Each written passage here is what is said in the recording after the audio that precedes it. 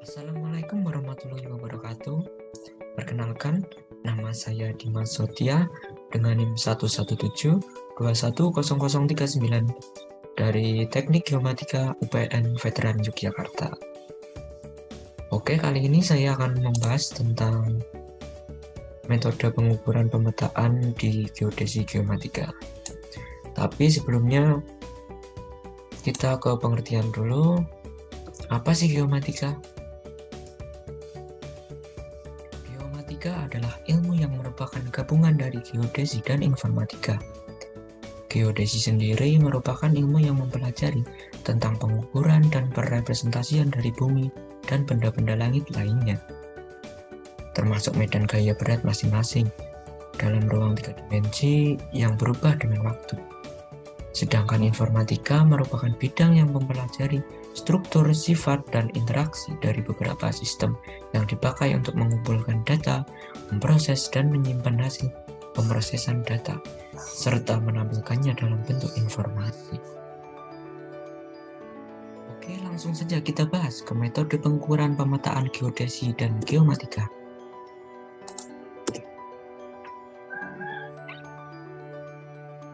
Yang pertama itu ada survei terestris, kedua ada fotogrametri, ketiga penginderaan jauh, keempat survei hidrografi, dan yang kelima adalah sistem informasi geografis.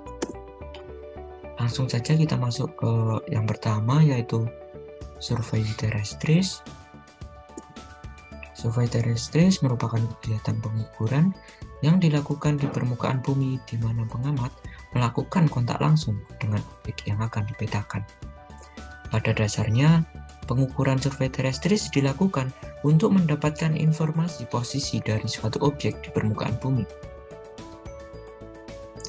Nah, metode pengukuran terestris mencakup pengumpulan data besaran, arah, sudut, jarak, dan ketinggian yang diperoleh langsung dari lapangan. Nah, salah satu keuntungan dari survei terestris ini memiliki ketelitian yang cenderung tinggi dibanding teknik survei yang lain.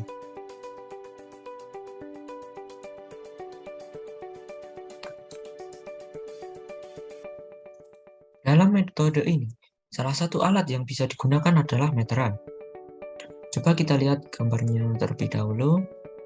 Pada gambar ini ada titik A besar dan B besar sebagai titik acuan yang telah diketahui titik koordinatnya, yang tergambar seperti di peta ya. Yang pertama kali dilakukan yaitu mengukur pada titik A ke B kecil, titik A ke A kecil, titik A ke C kecil, titik A ke D kecil, B ke B kecil, B besar ke C kecil, dan seterusnya gitu. Nah, dengan demikian titik-titik A, B, C, D ini dapat tergambar ya di sini. Kemudian titik A dan B, B dan C, C dan D, D dan A itu diukur sebagai ukuran yang memastikan panjang sisi bidang tanah. Nah, ini disebut dengan teknik trilaterasi sederhana. Yang kedua adalah fotogrametri. Fotogrametri adalah seni, ilmu, dan teknologi untuk memperoleh informasi terpercaya tentang objek fisik dan lingkungan melalui proses perekaman, pengukuran, dan interpretasi gambaran fotografik, serta pola radiasi tenaga elektromagnetik yang hasil pemetaan secara fotogrametrik berupa peta foto dan tidak dapat dijadikan dasar atau lampiran penerbitan peta. Pemetaan secara fotogrametrik tidak dapat lepas dari referensi pengukuran secara terestris, mulai dari penetapan ground control hingga kepada pengukuran batas tanah. Batas-batas tanah yang diidentifikasi pada peta foto harus diukur di lapangan secara terestris. Ada dua metode foto udara. Paralel, satu, tegak lurus, yaitu foto dibuat dengan sumbu kamera tegak lurus terhadap permukaan bumi. Terus yang kedua ada condong miring, yaitu foto yang dibuat dengan sumbu kamera menyudut terhadap garis tegak lurus ke permukaan bumi. Sudut ini umumnya sebesar 100 atau lebih besar, namun jika sudut kemiringannya masih berkisar antara 1 sampai 40, Foto yang dihasilkan masih digolongkan sebagai citra tegak. Citra condong dapat dibedakan lagi menjadi dua, yaitu ada foto agak condong, yaitu jika cakrawala tidak tergambar pada citra, dan ada foto sangat condong, yaitu jika pada foto tampak cakrawalanya. Metode condong miring biasanya digunakan untuk pengambilan gambar 3D yang fungsinya digunakan untuk mengetahui secara kasar ketinggian suatu objek yang dipetakan. Keunggulan lain dari condong miring dibanding tegak lurus adalah objek yang tidak dapat terlihat dari metode tegak lurus dapat terlihat di metode condong miring.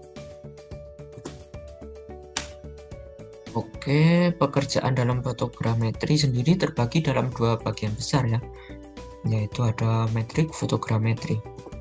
Ini adalah suatu pekerjaan pengukuran menggunakan wahana pemotretan udara dengan berbagai macam perhitungan untuk menentukan ukuran dan bentuk dari suatu objek.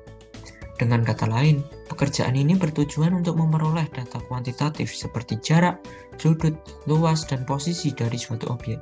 Untuk memperoleh data tersebut diperlukan alat-alat khusus serta pengetahuan dan keterampilan tertentu. Hal ini bertujuan untuk mengetahui hubungan matematis antara sistem foto udara dengan sistem tanah, sehingga ukuran-ukuran di foto dapat dipindahkan ke sistem tanah atau sebaliknya. Masuk dalam interpretasi fotogrametri.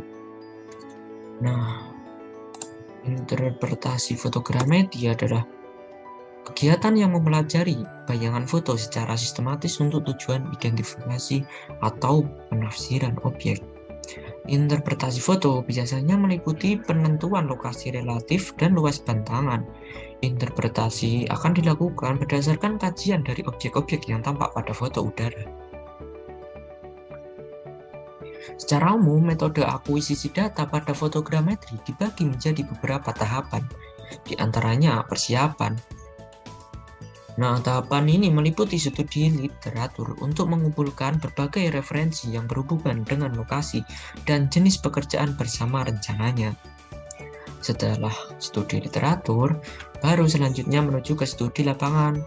Di sini, tim survei akan merencanakan kapan dan dari mana pemotretan akan dilakukan, termasuk juga rencana pemasangan titik kontrol di tanah atau poin yang biasanya dilakukan dengan pemberian patok dan yang dikombinasikan dengan pengukuran terestris atau pengamatan statik dengan GNSS.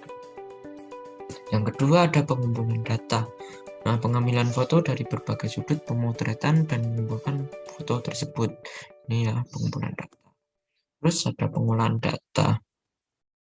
Pengolahan data ini dapat menggunakan perangkat lunak yang diantaranya ada Agisoft, Photo Modeler, Global Mapper, dan sebagainya. Terus ada penyajian data. Tahapan terakhir ini penyajian data dari pekerjaan fotogrametri adalah peta garis dan peta foto yang tentunya sudah terotomozaik dengan baik.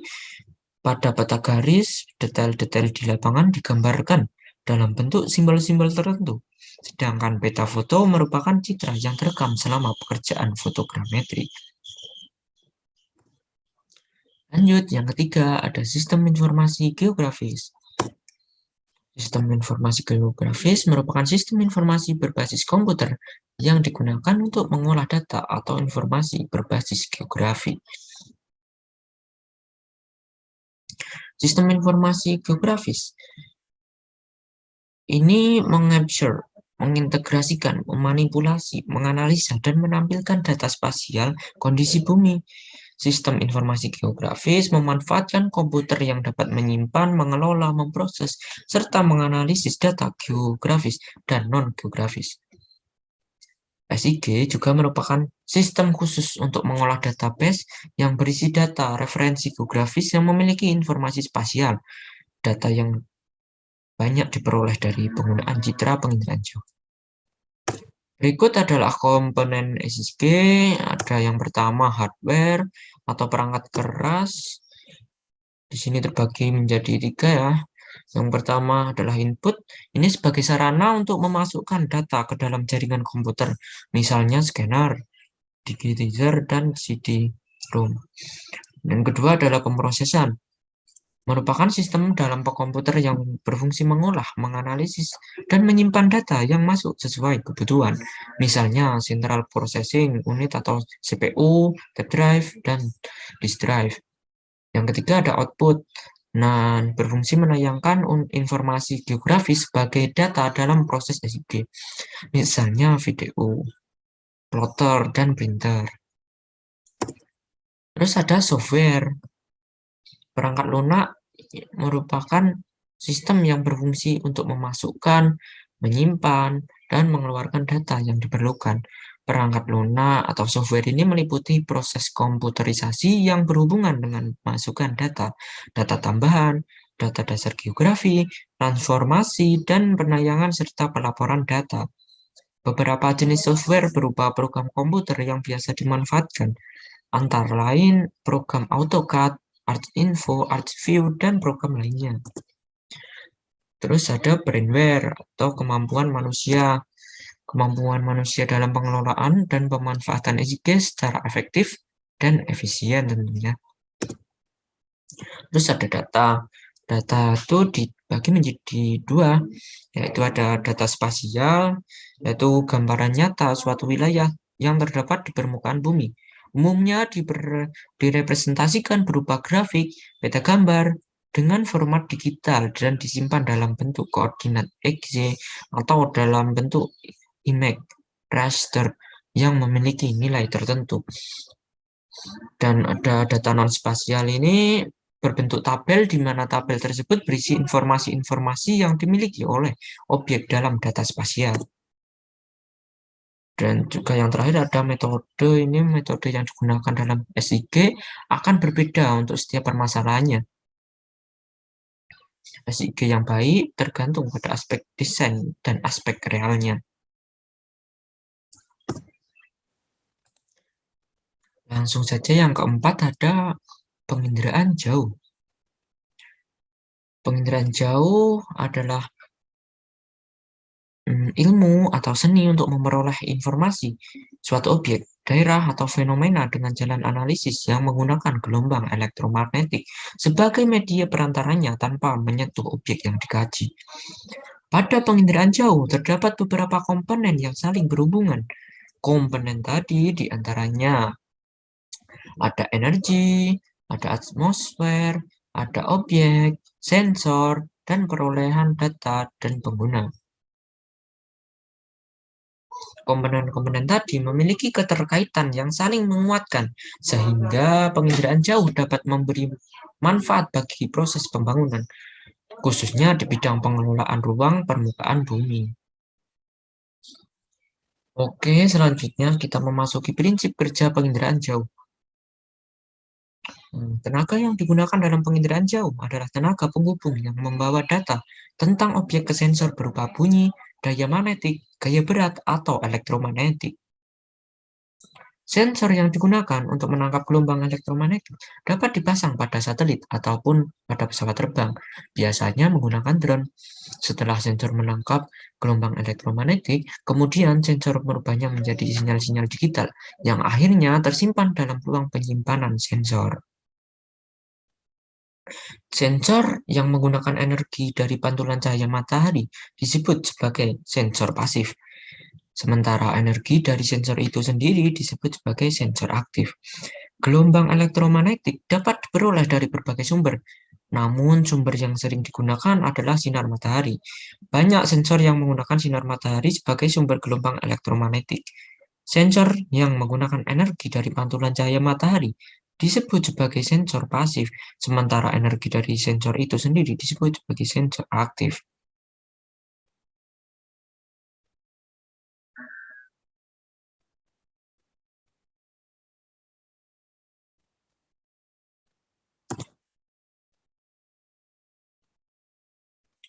Selanjutnya adalah arah orbit. Satelit merupakan wahana yang sering digunakan untuk mendapatkan suatu citra. Orbit dibagi menjadi dua jenis, yaitu orbit polar dan orbit stasioner. Yang pertama ada orbit polar. Orbit polar mengorbit secara vertikal dan hampir mendekati bidang utara sampai selatan. Sudut inklinasi yang dibentuk dari arah orbit ini sekitar 8-9 derajat saja. Biasanya ketinggian satelit ini berkisar antara 600 sampai 1000 km. Arah orbit ini biasanya diatur agar memotong ekuator pada waktu yang tetap. Hal ini juga seringkali disebut dengan orbit sinkron matahari. Yang kedua ada orbit geostasioner, merupakan satelit dengan arah orbit ini biasanya berada pada ketinggian 36.000 km dan biasa digunakan untuk keperluan penginderaan jauh, seperti lingkungan, cuaca, dan komunikasi.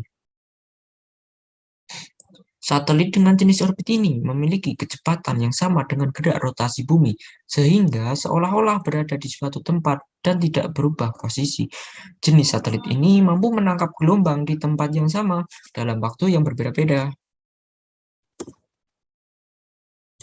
Kita lanjut ke perolehan data. Contoh, penginderaan jauh menggunakan sensor yang ditempatkan pada wahana akan menghasilkan data manual serta numerik. Yang pertama ada data manual, didapatkan melalui kegiatan interpretasi citra. Guna melakukan interpretasi citra secara manual, diperlukan alat bantu bernama stereoskop. Stereoskop dapat digunakan untuk melihat objek dalam bentuk 3 dimensi. Terus ada data numerik atau data digital, diperoleh melalui penggunaan software khusus penginderaan jauh yang diterapkan pada komputer.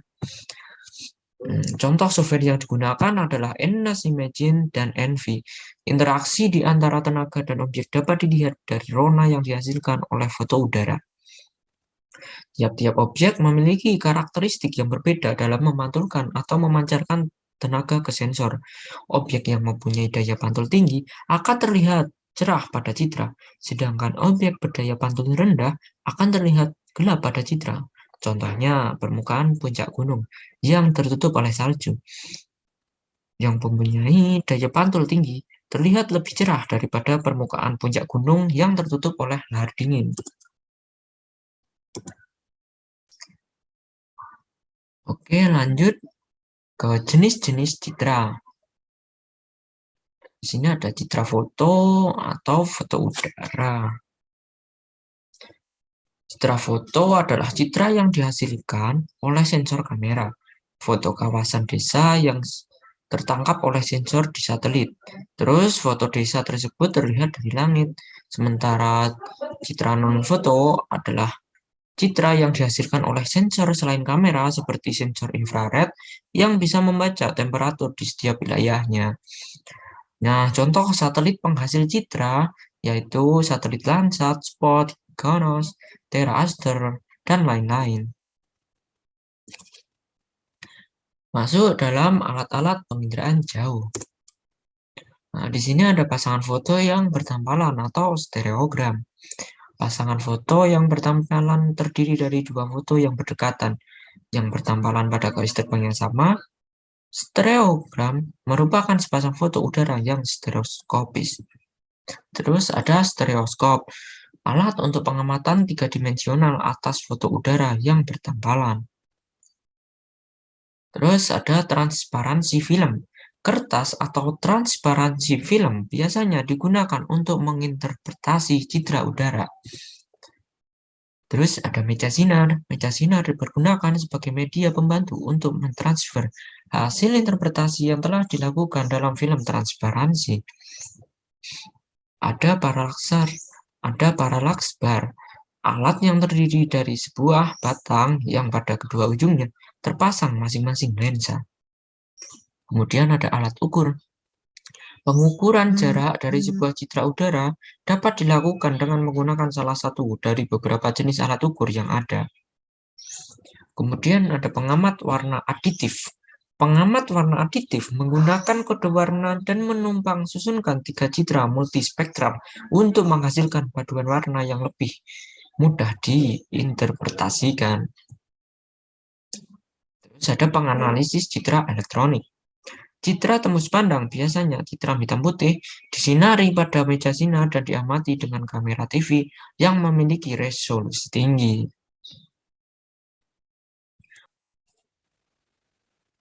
Oke, kita memasuki dalam survei hidrografi. Survei hidrografi yaitu pengukuran untuk memperoleh gambar permukaan dasar laut dan lain-lain. Selain itu, terdapat juga pekerjaan pengukuran untuk mengetahui kecepatan arus sungai dan arus laut. Di sini juga ada jenis survei hidrografi ya, berdasarkan wilayahnya. Yang pertama ada survei tepi pantai. Ini seperti contohnya pengembangan pelabuhan, masalah erosi pantai, penggunaan jasa pelabuhan, pemeliharaan keamanan lalu lintas pelayaran pantai, dan lain-lain. Terus yang kedua ada survei lepas pantai. Ini biasanya untuk pengadaan data dan informasi hidrografis sebagai kelanjutan dari zona pantai sampai dengan kedalaman 200 meter. Terus ada pertambangan sumber daya alam mineral termasuk hidrokarbon dan pengadaan data dari informasi untuk manajemen perikanan. Dan yang ketiga ada survei lautan bebas. Nah, ini biasanya pengadaan data dan informasi di daerah lautan bebas mencakup pengadaan data dan informasi di daerah lautan dalam, menggambarkan geomorfologi dasar laut. Kegiatan survei hidrografi ini diperuntukkan mendapatkan data seperti kedalaman sungai laut, kondisi permukaan laut, dan mengetahui topografi perairan. Selanjutnya, dalam survei hidrografi ini menggunakan salah satu alat yang namanya multibeam echosonder. Multibeam ini adalah alat pemancar sonar yang digunakan untuk proses pemeruman dalam survei hidrografi. Nah, pemeruman adalah aktivitas yang dilakukan untuk memperoleh gambaran topografi dasar perairan atau seabed surface. Nah, multibeam echosonder dalam proses pengukurannya identik dengan single beam.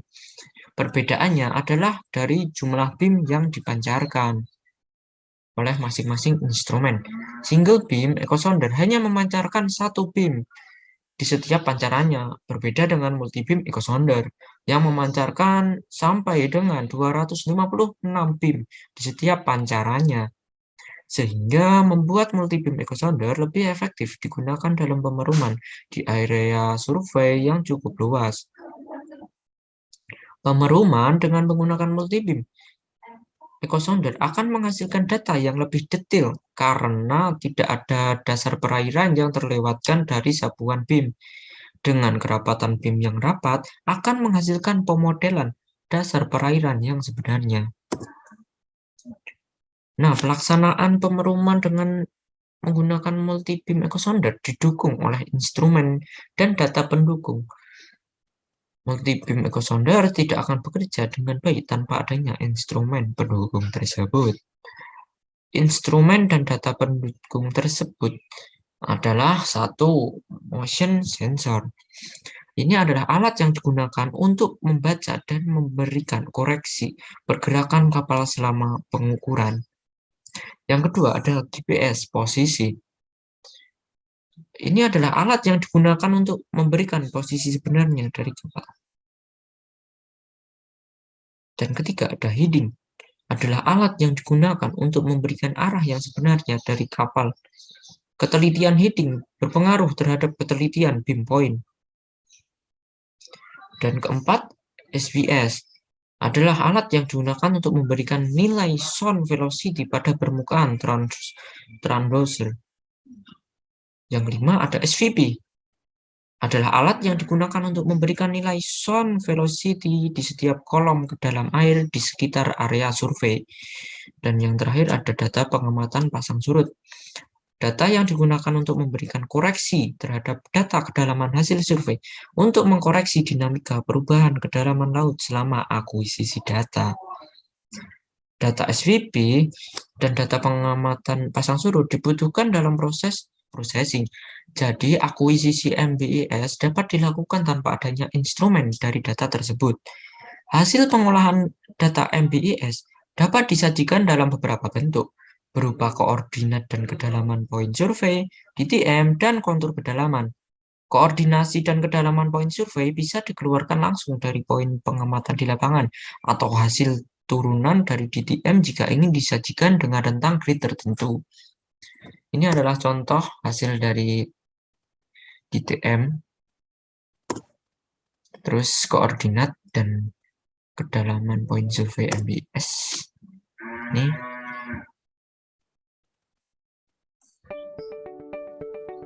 Oke, itu saja pembahasan yang bisa saya sampaikan. Maaf jika ada salah kata maupun kurangnya sempurna video ini. Sekian, terima kasih. Wassalamualaikum warahmatullahi wabarakatuh. Salam koordinat.